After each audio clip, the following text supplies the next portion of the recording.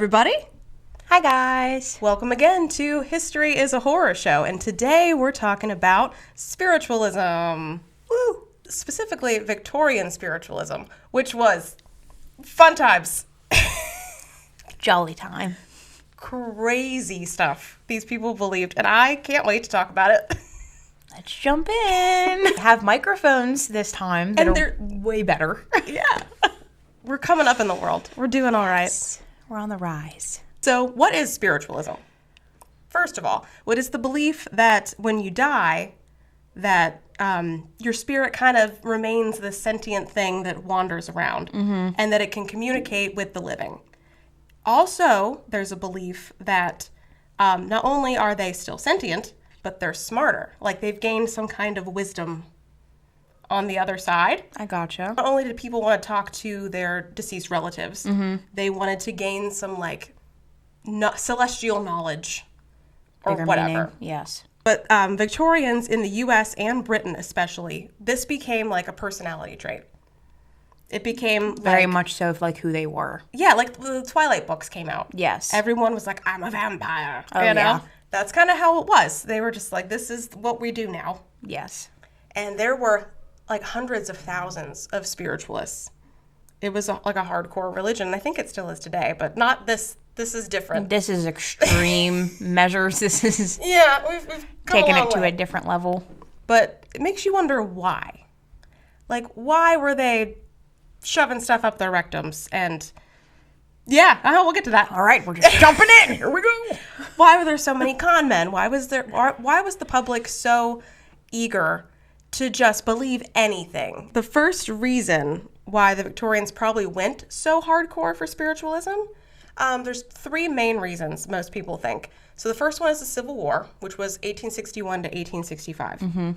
So it's estimated that about 620,000 men died during the Civil War, which is insane by any measure. But you have to think the population was less then than it is now. Oh, yeah. So that was an even bigger... That was a bigger variety of people that were killed during this. So just about everyone had a father, a son, a brother, somebody that they lost. So there was just this immense grief, which would... I mean, I get why people would become obsessed with communicating with the spirits of their loved ones. Oh, yeah. Also, death was a much bigger part of their normal lives. There was a lot back then, though, that we didn't have developed now to save lives like we did then. Then death was way more common than it is now. Like, just something as simple as a flu took people out back then, versus now we have stuff to stop that from happening. Yeah, the average life expectancy back then was only 50. 50! Yeah, that's I'd be rough. I got one foot in the grave if it's 50. God, that's really tough. Okay. that's a bad time. You had 50 years to live your life to the fullest, because there was nothing after that for most of them. Midlife crisis is like 18. Yeah, pretty much. Gosh, can you imagine going through a midlife crisis at 18? Oh, kids like 12, like, Yeah. well, I'm about done. Going through some tough shit right now, guys. I'm at the end of the line, Pops.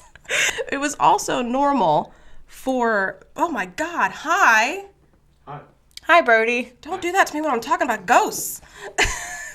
Brody just pops up in the camera, just sort of in the background. Yeah. Am I gonna be in this? Your voice? Your voices.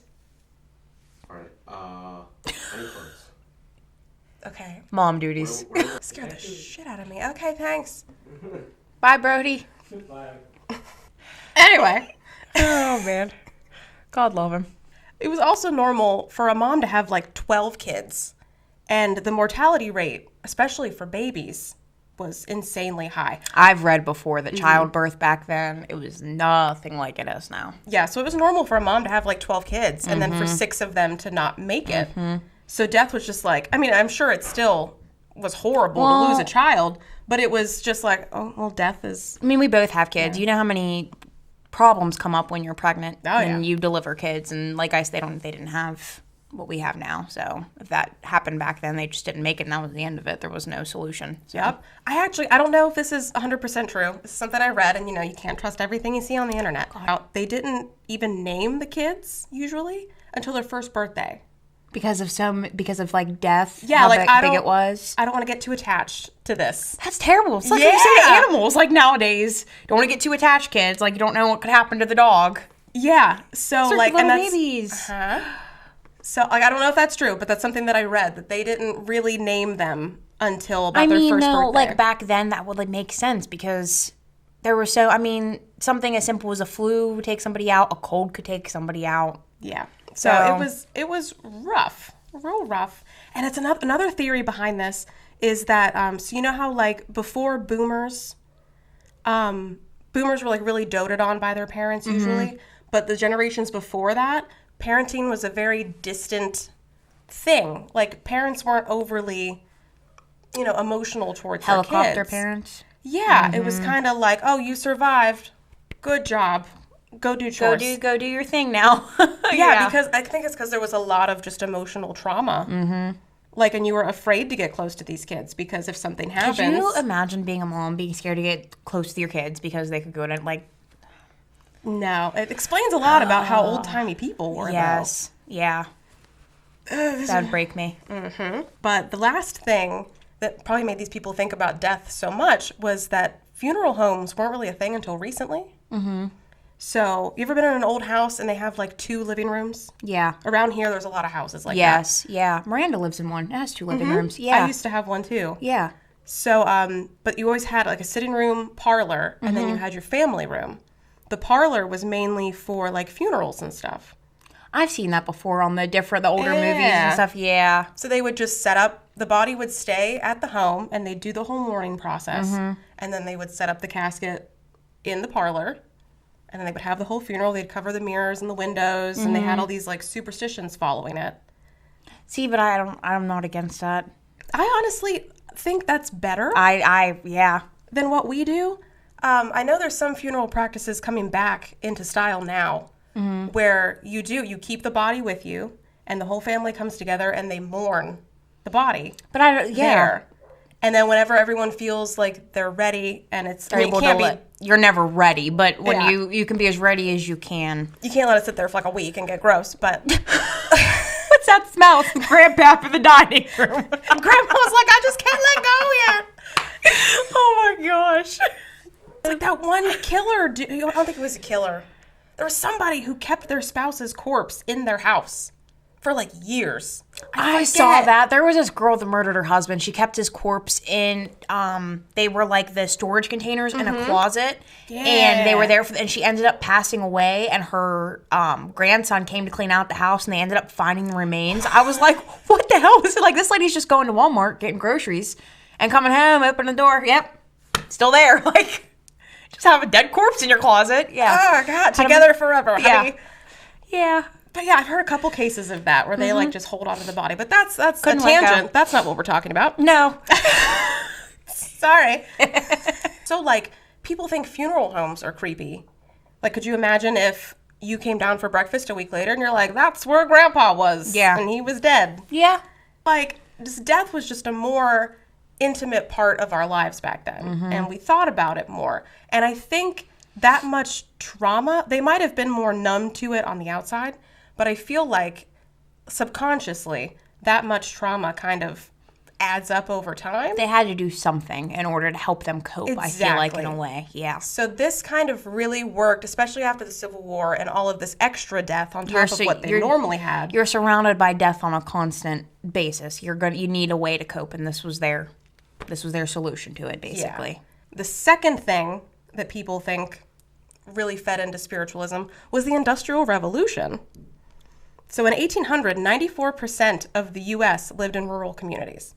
Just little villages. They had their local baker, their local whatever. Everyone knew each other, and they lived very, simple lives. Yeah. By 1900, it was only 60%. So 40% of the population just completely lived a whole new way than any human had ever lived before. Basically just changed it all up. Yeah. So like new inventions were completely changing everything. Like imagine one day, all you know is horse and buggies. Boom, car. And then there's just like a locomotive, what do we call it? Steam engine. That's what it is. Yeah. And all of a sudden, there's like engines and sewing machines and refrigerators and stuff that it was like science fiction to them. Yeah, because they're used to such a certain way for such a long period of time, and these things were things that were talked about, for the future. And then all of a sudden, you wake up one morning and there's an automobile going down the street, and it's like, wait a second, yeah. Yeah, so it was like they were living on an alien planet. Yeah. In less than 100 years. Everything was completely different. Yeah. So that was like a big upheaval for all of them. Like, well, if that alien device is possible, then maybe... Just a lot of change that went on in a Yeah. very short time span, honestly, if you really think about it. Maybe. A lot of change. Who knows what's possible if this contraption can Exactly. do what it can do. Yep. And then the third thing, and mind you, all of this happened within 100 years. So I said it. If you really, it's so much change had happened in such a short amount of time. People forget that way of living. Adjust. Let's go. Get it together. Which is why I think the Victorians were so batshit crazy. Because they were just like, well, we don't know. Who cares? Yeah. Let's just do Yeah. everything. Yeah, pretty much. So everyone believed the normal religious ideas before this period. We came from God. We go back to God. We die. Amazing grace. What's for lunch? Yeah. On to the next. The people didn't really think about it too much unless you were like hyper religious, which came with its own problems. Yeah. But anyway, so then, what's his face? Charles Darwin comes out with the evolutionary theory. He comes out with theory of evolution is what I wrote down. I thought I had a different name. Anyway, Charles Darwin comes out with the theory of evolution. And all of a sudden, he's like, everything you know is a lie. We came from monkeys. Have a good day. Here's another thing to add on top of change for you. Yeah. So they're like, what? Yeah. So their whole physical world is changing around them. Everyone's dying. And then this guy comes out and goes, by the way, your whole understanding of yourself and your soul and the universe, wrong. You're stupid. So everyone's like, all right. Yeah. Just shooketh. And it left a lot of people grasping to find meaning. Well, because they had the idea of this, and they had the idea of this, and this, and this, and then in the matter of 100 years, that is wrong. Now this is wrong. We're doing this way. So it wasn't even just a matter of changing something that they were accustomed to. It was like their beliefs that people had believed in for thousands of years is now all of a sudden all wrong. So everything you were taught as a kid that you teach your kids, that's all now wrong. Here's a new way of like learning and believing. So that's a lot. Everyone's questioning their beliefs. What's real? What's even possible? Like I said with the other stuff. Like if you would have taken a smartphone back to the 1400s. Dear God. And shown them, like, look, I can take pictures with this magic box and send it invisibly through the air. Buildings would be burning down. They would burn things to the ground. You'd be like, well, if that's possible, Yeah. then I could probably time travel too. Yeah. Like, if you don't have the information, the surrounding information around it. Anything's possible at that point to these people. Yeah. Yes. So they're like, why can't I talk to Uncle Jimmy on the Ouija board? Exactly. Also, do you know it's Ouija board? No, I always That's said how it's Ouija. spelled. I've always said Ouija. I've always said Ouija board. Look, people are probably going to watch us and be like, these people are dumb. Dumb bitches. I mean, maybe. I don't know. I feel, but everyone I've ever talked to, I've never heard them say, what is it called again? Ouija. Every person I've ever talked to about it's Ouija. Yeah, it's Ouija. No, let us know in the comments. Do you guys call it Ouija or Ouija? Because I've always heard Ouija. But like, are we just... Maybe it's just an Ohio thing. I don't know. Are we dumb hicks? Or are we that far away from, like, reality? Get to Ouija boards later. But Yes. every time I wrote it down, I was like, wait a second. Like, I know I've seen it, but it's never registered. Yeah, no. But I might be Ouija. really stupid. Anything's possible. Anyway, back to the point. Yes. This new sense of wonder and possibility mixed with the intense grief and loss like we talked about. Mm-hmm. They were willing to believe just about anything to make it make sense. Yeah. After having so much thrown at you, I feel like that would be anybody's natural response how can I make this make sense to myself? How can I make this a new part of life and it not drive me absolutely insane? Well, that's how human brains work. Yes. We tried. It's like we talked about in our last video. I feel like we always have to have a reason and I don't even know what you call it, like a reason for everything, an explanation for everything. Mm-hmm. Things can't just happen. We have, well, why? And that grief and that willingness to believe just about anything. These con men were like, ooh, this is an opportunity This is for an me. opportunity of a lifetime. Yes, they took advantage of that grief and ran with it. and did some real shitty things.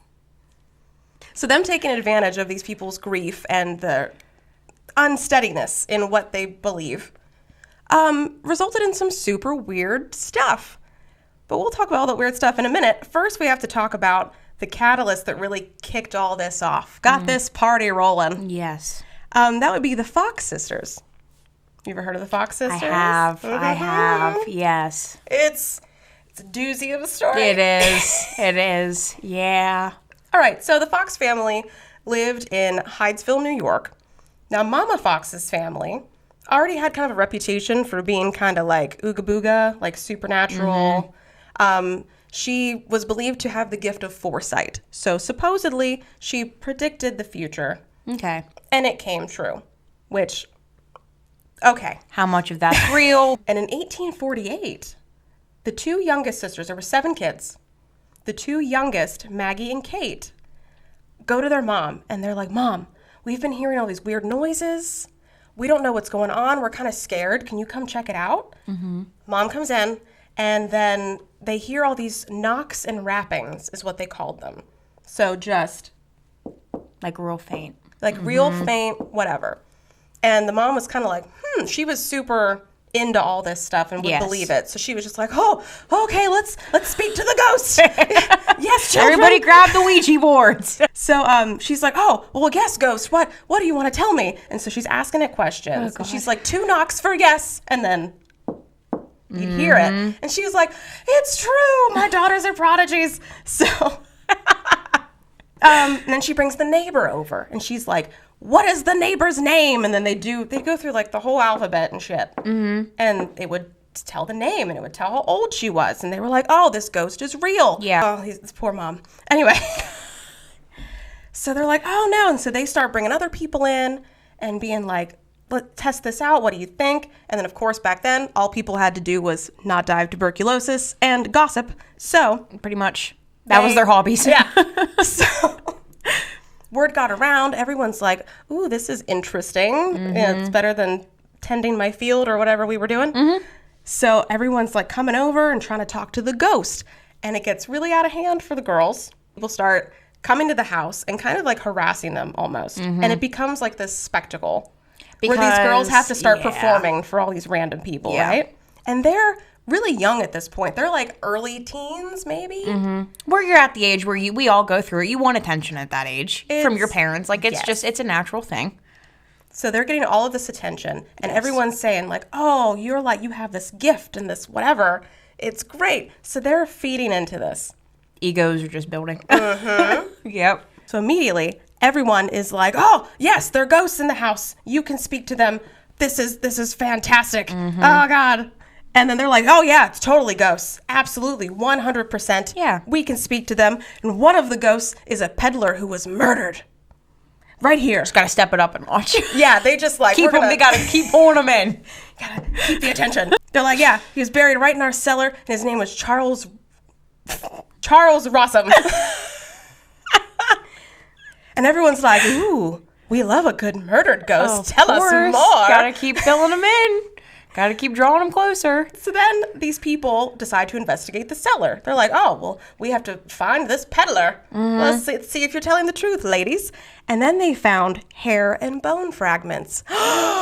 Irrefutable evidence of the murdered peddler specifically. Yes. Yes.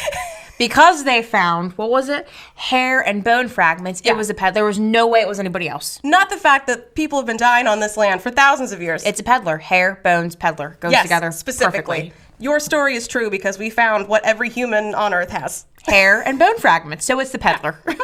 Yep, we believe you 1,000%, ladies. That makes no sense. All these people believed anything back then. Anything. It's insane to me. Which is why, like, a lot of people give true crime documentaries a bad rap.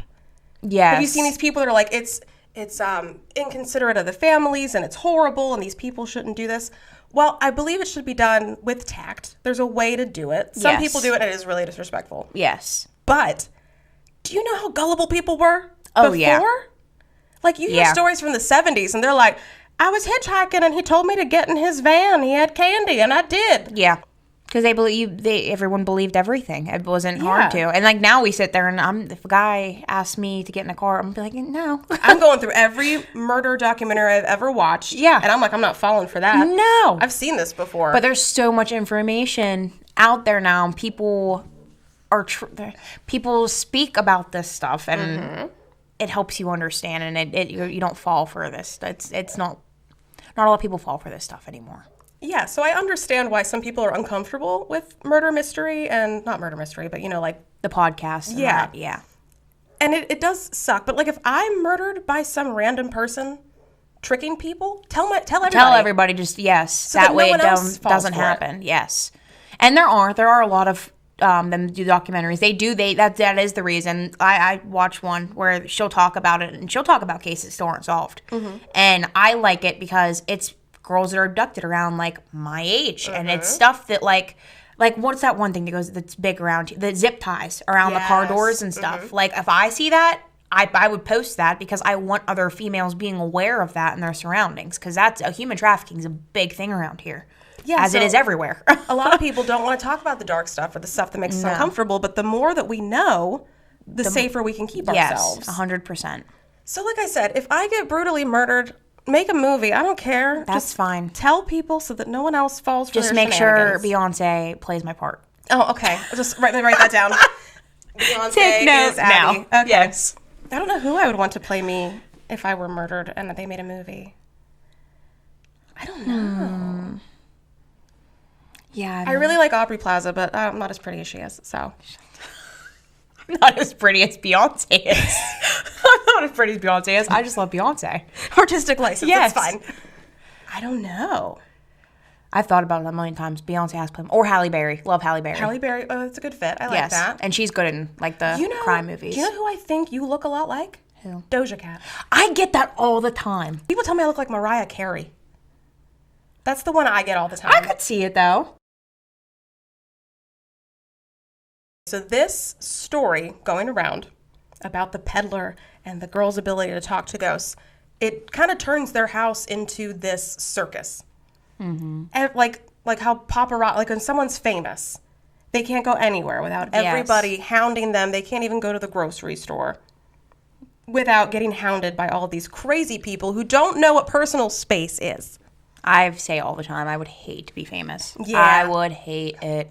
I always tell Cody, so like I'm into metal music, right? Mm-hmm. And he's always like, well, rock and metal artists, they're not famous enough to make like the big good money. I'm like, that's the perfect level of fame. Yeah, that seriously is. You have do enough- what you love. Yeah. Yes. You make enough to be comfortable, you get to travel, but you can go to a grocery store and maybe 2 or 3 people will know who you are. Yeah. That's the level of famous I would like to be.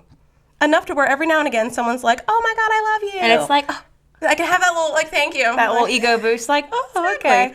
But not down my throat, like, bro, I'm just trying to get some milk. Please get out of my face. Yeah, but they basically became like overnight celebrities at like 14 or however old they were. For Mama Fox, she was like, okay, this is bananas. This is getting out of hand. Yeah, so they leave the Hydesville home, and she sends the 2 youngest sisters, Maggie and Kate, to go live with their older sister, Leah, in Rochester. Mm-hmm. Now, Rochester is kind of a bigger city at this point, and it got worse. It got more attention. Gave them even more of a platform. Yes. Did the opposite of what she thought it was going to do.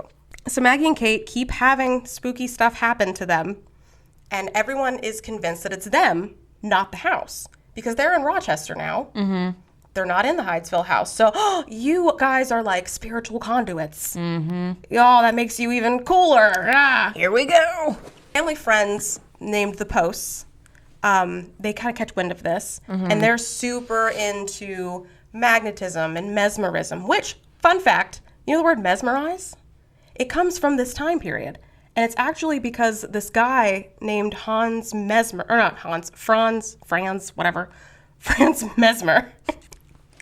Same difference. he was this like crazy doctor who believed that we all had magnetic fluid in our bodies. And that everything was brought together. Like, so if you met somebody and you felt attracted to them, it's not because they have a sparkling personality. It's because your magnetic fluids, Oh. like each other. I don't know. Okay. Literally brings you together. Okay. So it literally pulls you towards Yes. a person, basically. So he believed that you had these magnetic fluids in your body and they lived in harmony with other people and the earth. But if they were out of sync or messed up, it would cause health problems.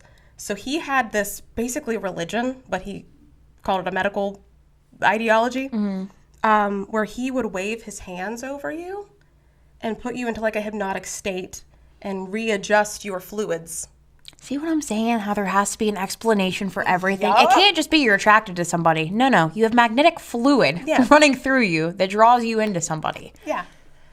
Like, oh, you have a cold? It looks like your magnets are... Your magnets are off. Let's fix those real quick. So yeah, gosh. But he had a huge following. He That's we not have the shocking. word mesmerize, which means to be drawn in by something or like hypnotized by something. A lot of these stories, though, and a lot of these, they all come from trying to have an explanation for certain things because that was like the fun thing to do back then. This happened. Let's make up a story as to why.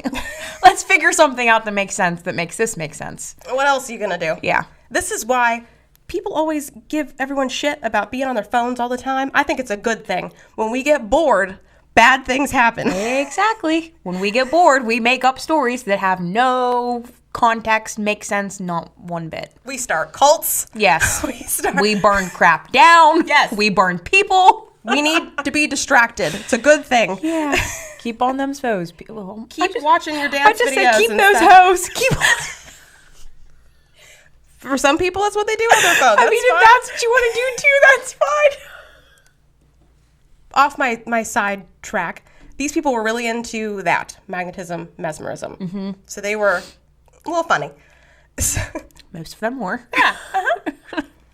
So the first time they heard about what the Fox sisters could do, they were like, oh, bring them to me. Of course, yeah. They invited them over to their house, and they were like, we're going to have a party, and you're going to like try to contact the ghost of our daughter who passed away. And they're like, totally. These girls are probably crapping bricks at this point. They're in too deep now. Yes. So they're like, absolutely. How are we going to pull this together? Well, they pull it together. They had an older sister, Leah. This is when she comes out and goes, oh, by the way, guys, I'm a medium too. I can talk to ghosts too. Just so happens. Just forgot to leave that detail out. Yeah. So she's a medium too. She goes here with the sisters. And they put Leah under the trance. They do this whole mesmerism, thing. And they put her under a trance to see if she can contact the daughter. She ends up contacting the daughter, or at least putting on a very convincing show through a series of thumps and rappings. Everyone believed she had mediumship abilities. Puts this up even another notch. So all these people, she rattles them so much that they end up renting out a hall, the biggest hall in Rochester. 400 people buy tickets. And they do this, like, seance demonstration. Because they're like, everybody, look at these girls. And the girls are like, yeah, thanks. Now we got our stage. Look at us. Yep. Sisters are actually searched for any, like, tomfoolery. So they have a couple women, take them in a back room and be like, you got any tricks up your sleeve? Anything on you? Yeah. And they didn't. So the fact that they had a successful seance after just boosted the claims. And you'll be blown away as to how they pulled this off, which I will tell you at the end. It's bananas. So this live seance was a hit, and it caught the attention of Andrew Jackson Davis, not the president, some weird con man science dude who's also into mesmerism and all that stuff. He invites them to New York. He goes, I really like what you're doing here. I think I can help you kind of take Like it their to the big next break, level. basically. Yeah. Yes. And then they blow up and become like the poster children for spiritualism. They begin performing demonstrations in the Barnum Hotel in New York City, with sessions available at 10, 5, and 8 p.m. They were there throughout the entire day, just in case you couldn't get there by the breakfast rush. You can get there by dinner, don't worry. Give me $1 and you can talk to grandma. And they were a hit. They were booked up. They would do private readings for like big celebrities who were into this. Well, because again, though, as you see this growing and people were talking about it, it's like, oh yeah, like it really works and stuff. Who wouldn't want to talk to somebody from the dead? And if there's that many people that are saying that it's working and it's real, you're going to believe it. Now listen, Especially back then. if you couldn't tell, I'm a pretty big skeptic. about these kinds of things. But even I would go try it. Yeah. There are some people that I feel like they do, in some sense, probably have that ability. I mean, completely off topic, sorry, but for example, like The Conjuring and all that, the people that went into the house for that, like they did that, like in the Annabelle, like the doll and stuff. I mean, there's so much proof that I've read and stuff, and I'm like, there's got to be some type of tie. But then you have people where it's very obvious it's fake, and they ruin the entire thing for the entire, like, So group of people that do it. yeah, the way I approach it is I assume that it's a scam, or I assume that it's not real, just because the statistics of it. Yes. It probably isn't. But I also stay open-minded. Because there are some things that have happened, and you're like, well, how do you explain that then? Yeah. Like I said, if you brought a cell phone to the 1400s, they would think it was magic and that you were like some kind of witch. Yeah, they would have burned you. But there's a scientific explanation for it. Yes. So maybe like how cats can see stripes on our skin because they can see a different type of ultraviolet light that we can't. Yep. You know, dogs can hear stuff we can't. Maybe there is something going on that we don't understand yet that some people can see, some people people can't. can't. I think could be a scientific explanation. I know enough to know I don't know everything. So I'm not going to like yuck somebody's yum if they believe in this. Yes. But I'm also not just going to blindly accept whatever story they made up. But if you make me believe, I'm not one of those people. It's like, no, shut down. Like if you can make me believe, go ahead, go for it, make me believe. So my friend and I went to Salem, Massachusetts last year, and we went on a ghost nighttime walking tour, and the host person, the tour guide, was like, take lots of pictures because a lot of people catch ghosts and stuff in their pictures. Like the what are those things called? The orbs and stuff? pictures, yeah. Yeah, and so she goes around, she shows us all these pictures of stuff, and I'm like, okay, cool. I don't really believe in ghosts, but the whole time me and my friend are taking pictures like, we want to believe. Make us believe. Come on, ghosty. I didn't for the longest time until my aunt's house. She was pushed down the stairs, swore up and down. She has a picture of my little cousin, and next to him there's like orbs, and it almost makes out a person. And when he was little, she'd go up there and she's like, Ollie, who are you talking to? And he's like, well, little boy in my room. And he was like 3. And his toys, there was this one train when we were there, it would go off and there were no batteries in it. Ooh. That is when I was like, okay, maybe I need to expand my mind a little bit. I mean, if you can make me believe, if I see something, I will gladly. Make me believe. I say it all the time. I love the supernatural. I think it's so interesting. Yeah. Yes. Anyway, to the original point, I'm mainly a skeptic. Yeah. But I'm open-minded. Like I said, I don't want to yuck somebody's yum. As long as you're not hurting people or taking advantage of people, believe whatever you want. Exactly. Yeah. Exactly. But these people back then took advantage and ran so badly. Because they knew they could. It was horrible. So anyway, they do so well when they're in New York that they decide to go on tour. They're going to take this show on the road. Get a tour bus and everything. A tour buggy. A tour buggy, yeah. A tour train. They end up touring the country, exposing a lot of other people to this. People are intrigued. They are mesmerized. And it turns into this trend that everyone is doing. All the cool celebrities are doing it. There's actually a rumor that the Lincolns, like Abraham Lincoln, had a seance in the White House. I think with the Fox sisters. Yeah, so it was like... I'm going to have to research that later because that's interesting to me. Yeah. Yes. It reached all corners of society. Now, while lots of people got swept up in the hysteria, a lot of people remained very harsh skeptics, including Maggie's soon-to-be husband, an explorer named Elijah Kent Kane. And this is where everything starts to get juicy and dramatic. Even Maggie, who was the Fox sister, her husband himself was starting to get skeptical of it. He was the whole time. Okay. But he saw her on tour, and he was like, that's a nice lady. I like that lady. She's pretty. She's crazy, but she's pretty. Yeah. But, opposites do attract. A lot happens, and it happened for them. Well, because if your husband, soon-to-be husband, is skeptical of you, that says a lot. I would have loved to have been at their family dinners. Dear God, can you imagine? Pass me the peas. Speaking of, ghosts are bullshit. I saw this. There's this one comedian, I think it's Hal Sparks or something. He's talking about the sizes of cups like at fast food restaurants. Mm-hmm. I don't know if it was like north or south versus whatever, but it was like how drink sizes are so different from this restaurant to this restaurant. And he says he got a medium tea, but it was huge. Wendy's. I think it was Wendy's, maybe. Wendy's, their drinks are huge. And he's like, the only way that cup is a medium is if it can talk to the dead. Anyway, so it was probably a lot like that. Like, by the way, despite their differences, they end up getting married. And he's constantly saying, to other people, mind you, which I understand the sentiment, but the way he did it was kind of shitty. He was constantly saying that he wished he could whisk her away from the spiritualist world and educate her. There's a better way that could have been worded. Yes, I understand your frustration, sir, but a little mean. Yeah. Despite the shady comments, eventually she was like, okay, babe, whatever you say. She was over it. She was like, I just want to settle down, have a good life with this man. So she's like, I'll put it down. It's fine. She leaves spiritualism and she becomes a wife. And she's pretty happy for a while. But then 5 years later, Elisha dies. So she is distraught because she genuinely loved this guy. I mean, even though they had their differences. This is a thing. For her to be such set on her ways from the time she was a teenager to her aging and maturing, and for her to drop all of that because she loves somebody, says she really loved him. Because, I mean, the fame and the money to walk away from that for him. She left a whole life for herself. That she built with her sister. So, I mean, obviously she cared about him. Yeah. And she ends up getting baptized in the Roman Catholic Church, which was what he always wanted her to do.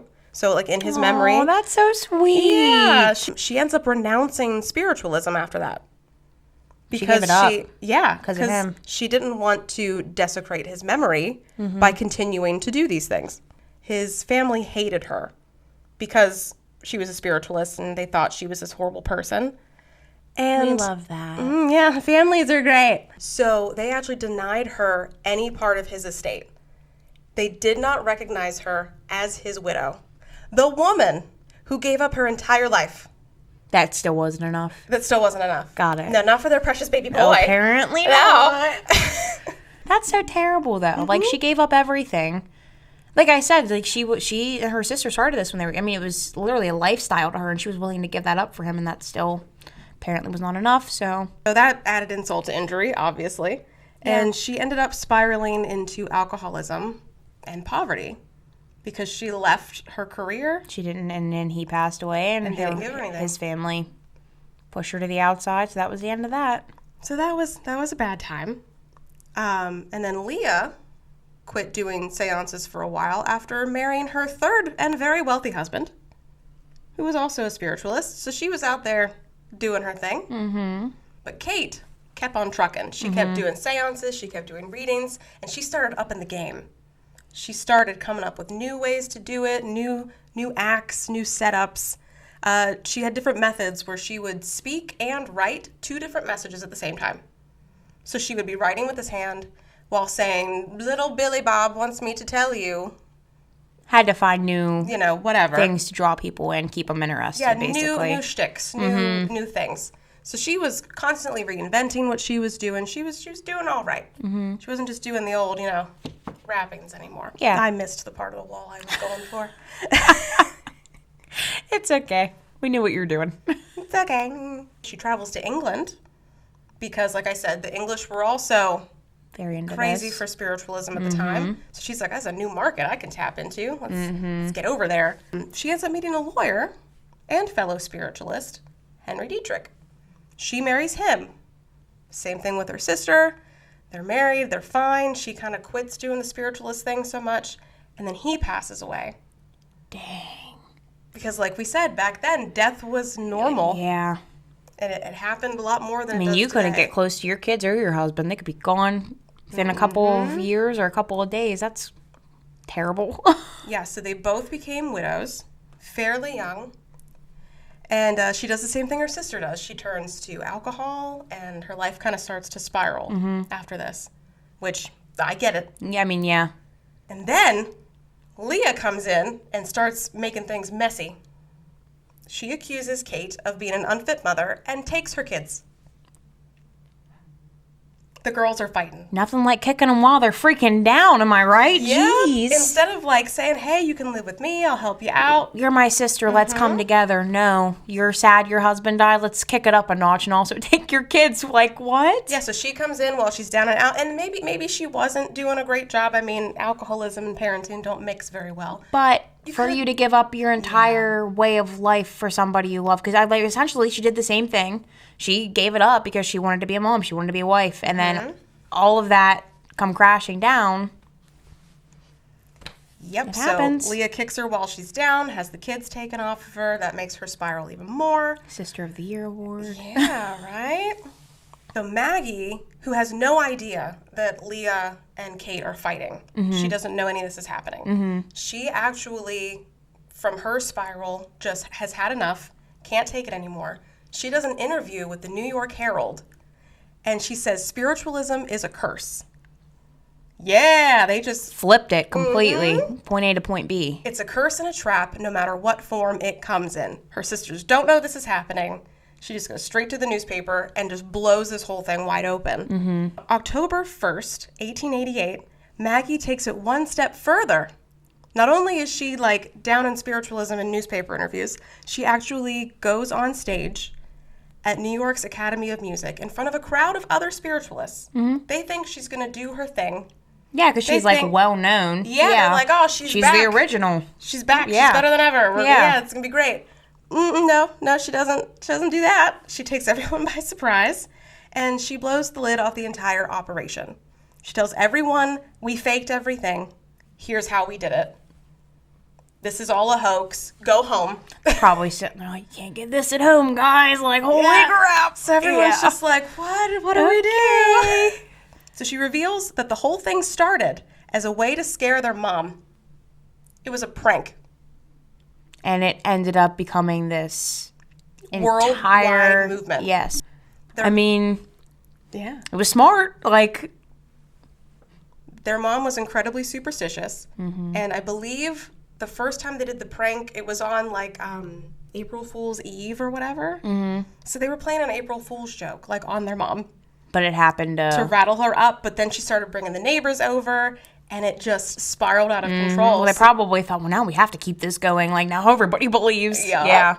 She goes up there, she goes, it was all fake. We just wanted to scare our mom, and it got way out of hand. We were too young to know any better. And we got in too deep, and we didn't know what to do, so we just kept going with it. And I feel bad. I'm older now. I know better. And I want to be honest with you. And then she continues to show them how they did stuff and to tell them how they did stuff. Oh, I feel like that probably wasn't the best idea. Nope. Oh, she even throws her sister Leah under the bus and says that my sister Leah was older. She knew better. We didn't, but she did, and she took advantage of us for money. Oh, it's getting messy. She just figured I ain't got crap to lose now. I mean, might as well. Be mad at her. Be mad at her, not us. We were too young. She removes her right shoe, puts her foot up on a short wooden stool so that everyone can kind of like hush and gather. And then she starts cracking her toe. That's what the noise was. Oh, I would have been so mad. I'd have been so mad. The way her toe was, if she moved it a certain way, it would crack really loudly every time. And so she demonstrated this is how we started in the beginning. Did she think that this was going to like turn out? Well, I mean, you're taking an entire group of people that believe in this stuff because you were the kind of the originals that made them believe in this stuff and saying everything that you've now, come to believe, support, and practice. Well, We fooled you. it's a lie. Joke's on you guys. Yep. So yeah, it was all just her cracking toes, and then eventually they upped the game, like we talked about her doing, changing different methods. And they also had this table. You've probably seen it. It's in a museum now. It's a table and it's hollow on the inside, and there's like buttons and levers. Levers, yep. And it can knock. It can make different noises and stuff. She explained how that works, and all the ways that they tricked a room full of a mob, if you will, of people staring at her, and she's like, "We lied to you all. Good day." But it's okay because we didn't mean bad by it. We just wanted the attention. Don't be mad at us. Go get your pitchforks and go after Leah. Yeah. She was older. She should have known better. Oh gosh. So yeah, but not the fun thing, but the interesting thing is that during this, her sister, Kate, was with her. So the younger sister was like, absolutely, yes, this is what happened. I agree. Screw Leah. She took her kids, so she's probably like, yeah, screw Leah. This is her. Yeah. So they came together. They threw Leah under the bus, and they actually took this on tour as well, like their apology tour. They Find would, like, another way to get some money. There you They go. would go debunk everything and just demonstrate how they did everything. Mm-hmm. And she actually ended up taking the confession back a year later, which, make up your mind, girl. You can't do that. Yeah. You can't do that. That's like admitting to murder and then taking it back after your sentence. Well, I lied. I didn't do that, which that's happened. I've seen that happen multiple times. So, yeah, she says, I made a mistake. I was pressured into it. I was sad. I'm an alcoholic. I take it back. Too late, sis. You already showed us how it was done. Mm-hmm. So she tries to get back in the game. No one trusts her. No one believes her. No. Even the people who still believe in spiritualism, which was a lot. This didn't really faze many people. They knew she was kind of going through a rough time. Mm-hmm. They're having money problems. They're into alcohol. Mm-hmm. They're just crazy. Yeah. Well, because this is the thing. It's one thing to go in front of a group of people and say, hey, I was lying to you. It's another to then show how you were lying to them and show how it was faked. You can't really come back from that. So spiritualism was too far gone at this point. Yeah. It was its own, they created this monster and it was gone. So anyway, time goes on. They struggled and they lived in poverty for the rest of their lives. And then they died.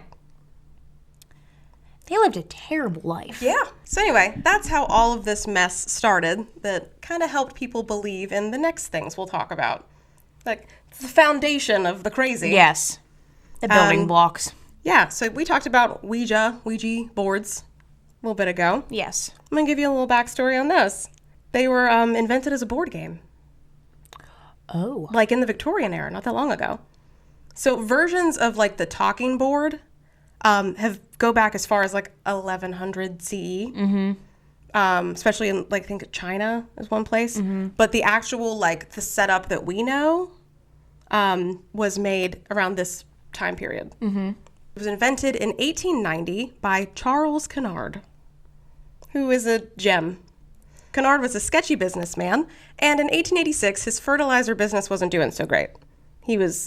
That's where it always starts out, not fertilizer. Yeah. It just starts out with something not going the way somebody expects. And you're like, you know what? I know how I can make money, and I can make it real quick. Scams. Yes. So he had his fertilizer business, and he was like, we have the secret ingredient that will make your crops grow tenfold, and it didn't do great because everyone was doing that. So he was kind of struggling. He needed to find something that was... He needed to find a side hustle, He meets a furniture maker turned coffin maker turned undertaker. Quite a career. He's a man of many hats. I contain multitudes. His name was E.C. Reich? I don't know. He shared a hallway with him in the hotel they were staying at. So this guy had an office in the hotel. Mm-hmm. And they would talk all the time. Mm-hmm. So during this time that they were kind of neighbors, there's an article that comes out in a newspaper about the talking board phenomenon sweeping Ohio. Because of course it was Ohio. Of course. We love weird things. Oh. We have more haunted houses than any other state, too. Mm-hmm. So these guys both read that article, and they go, we could probably make money off of this. That's easy. It's just a board. Yeah. We could do this. So they make about a dozen prototypes during this time together. And then Reich is a coffin maker. He already has all the supplies. He starts making these Ouija boards on the side. And then Kennard kind of goes on, tries to make his fertilizer business work, kind of try to clean up the mess he had before. Mm-hmm. But while he's doing that, he's pitching ideas for this Ouija board, but he's taking all of the credit. He's saying, this is my design. This is my game. Trying to get financial support, right? After getting rejected over and over and over again, he finds this local attorney named Elijah Bond who claims his sister is a strong medium. Because everybody was a medium back then. Everybody is. Hey, my sister does that She too. does it on the side. It's like MLMs of the day. Oh, my gosh. We sell LuLaRoe today, and they were just, I can speak to your dead cousin. Don't worry. for just $10.99. Anyway, he takes an interest in these talking boards, invests in the Kennard Novelty Company, and they begin manufacturing Ouija boards the day before Halloween, which is a fun, spooky twist. I like that. So Bond's sister, the medium, Helen Peters, was convincing enough as a medium with the talking boards. She convinced the U.S. Patent Office that it was legit. Oh, dear God. She went in and she was like, look, I can speak to the spirits. And they were like, oh my gosh, yes. Sign them up immediately. Yes, give them everything they need plus some. Yeah, so he got the patent and everything, and Reich, whatever, just kind of was out of luck. Not only did she convince the patent office, she also is behind the name Ouija board. She claims that while talking to the board, it named itself. She asked, what is your name? And it gave her the name Ouija, which is spooky. It's a fun little twist, right? Turns out the word Ouija, O-U-I-J-A, was on the back of her locket that she was wearing. There it is. But she's like, no, the Ouija board, it gave me the name and it means good luck in the spiritual realm or something. Okay, Helen. Later, they were like, isn't that the same word that's on your necklace? She's like, oh, what, that? Oh, no, That's just a coincidence. Coinkydink. So it was marketed as a fun way to liven up a party or even get cozy with a date. You want to talk to the dead after that, watch a movie together? Yeah. So there's actually the Saturday Evening Post. You ever heard of that? Yes. It was like a wholesome family periodical magazine. Norman Rockwell, who was a famous painter that did the covers for that, actually did a painting of two teenagers like getting cozy and playing on a Ouija board, which if you did that today, people would riot. Dear God. But it didn't have the same negative connotation. No, not that it does now. That didn't come until, I think, the 70s with The Exorcist. Mm-hmm. That's the first time that demons get brought into this at all. So if anybody tells you that they're for demons, it's made up by Hollywood. Some weird Ohioans. Leave it to us. Yeah, we're bored. We gotta come up with something to do. They take off, and they are selling about 2,000 units a week. Kennard ends up cashing out too early and sells his shares to this guy named William Fuld. He ends up making millions from the Ouija board. So this guy cashes out. He's like, oh, I got like $100,000. This is great, suckers. Yeah. He throws it all away.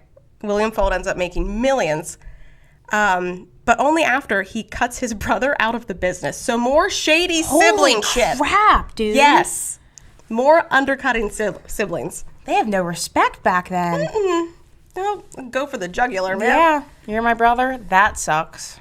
So there's a lot of nasty lawsuits, and the two sides of the family didn't speak for the next 96 years. Talk about holding a grudge. Yeah. Like, just recently, they're like, maybe we should, like, catch up. Maybe you can come over for Thanksgiving this year. William's brother Isaac even had his baby daughter exhumed from the family plot and moved. That's how angry he was. Oh, that's like... This was like a deep. This is a deep cut. Okay. Hardcore family feud. Yeah. He didn't get off scot-free. So, he had some comeuppance for his shadiness. He ended up dying in the factory that he claimed the Ouija board told him to build. So in his PR and interviews, he's like, the Ouija board told me to build this factory right here for great success. And then he ended up dying. And then he fell off the roof. Karma's a bitch. And was impaled. I'll tell you what. Karma sucks. The railing gave way. He fell off the roof. And his rib broke and pierced his heart. So was yeah. So he wasn't externally impaled. He was impaled internally. But still. He was dead. Made sure he was dead, not moving. Some entity wanted to make sure he was done. I told you, yeah, but eventually I would like us to do one about the inventors killed by their own inventions. Oh, I fun. think, yes. Yeah. That's funny to me. It's karma. Only because he was a piece of shit. Yes, it's not, if he would have been a good guy, I'd been like, oh, Yeah. that sucks. You cut your brother off and you were a hustler, basically. Yeah. So, sucks to suck. Liar. Yeah, so that's how the Ouija board came about. And then he made the kids promise to never sell. But they did. Because of course they did. And What's he gonna do? They sold it to Parker Brothers, which are the people who make Monopoly. Now you can buy it like at the toy section at Target. Target and Walmart. Need a Christmas gift? Give your children the gift of death. Or I probably shouldn't have said it that way. Oh, God. Let me try that again. Do you have a child who's lonely? Need friends? We have the solution. Give your child the gift of communing with spirits that have moved on to the afterlife. What's better than a bike? The Ouija board. Let them trick ghosts into being their friends. Just saying. Copyright. You're welcome, Parker Brothers. You Yes. can use that. So yeah, spiritualism was an interesting ride. We're still doing the same stuff today to a point. Unfortunately, there are still Yeah. people that are frauds, and So maybe take this with you to the future and make better decisions. And thank you for listening to History is a Horror Show. bye, guys. Bye.